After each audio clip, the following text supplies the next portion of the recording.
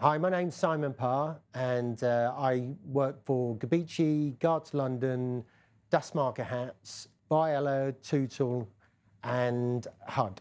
And I am a member of the 39 Club. That is beautiful.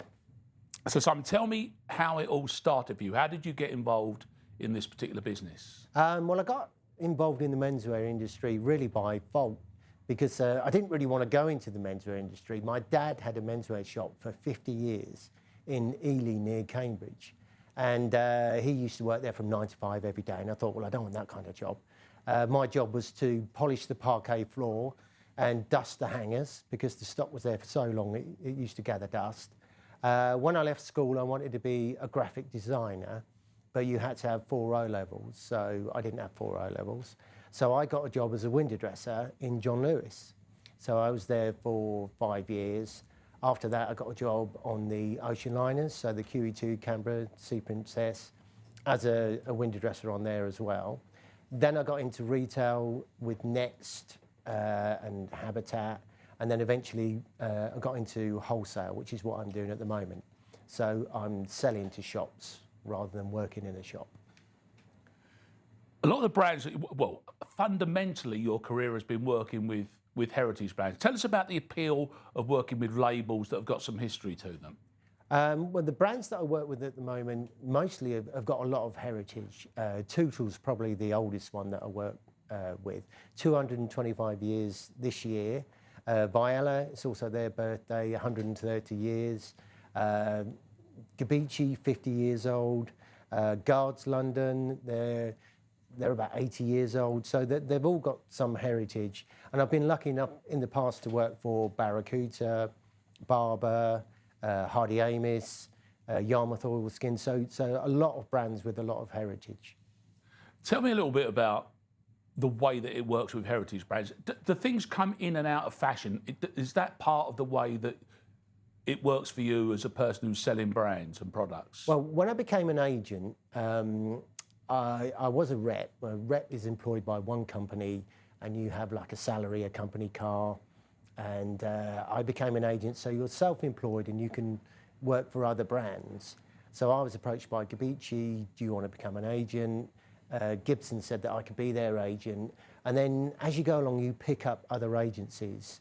So I've been lucky enough to get some really good agencies.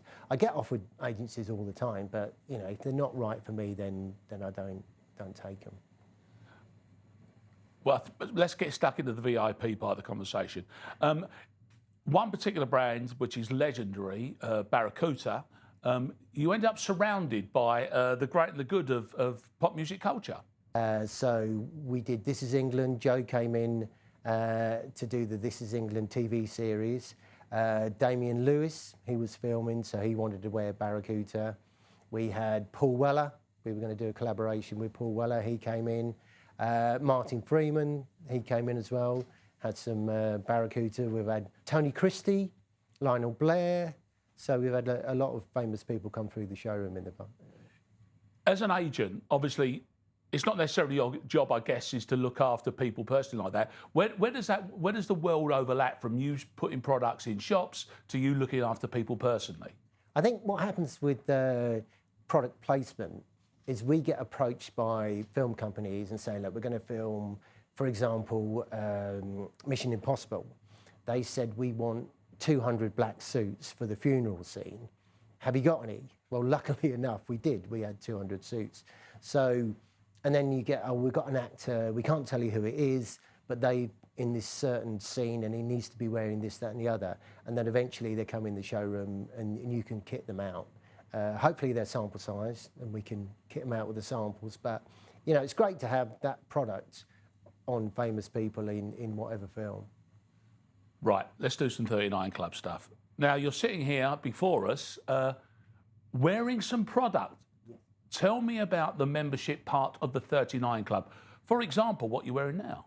So when you become a member of the 39 Club, which isn't easy because you have to have an interview, they don't just take anybody, you're given a tie. So this is the new tie. The original tie was slightly wider, but this is the new one.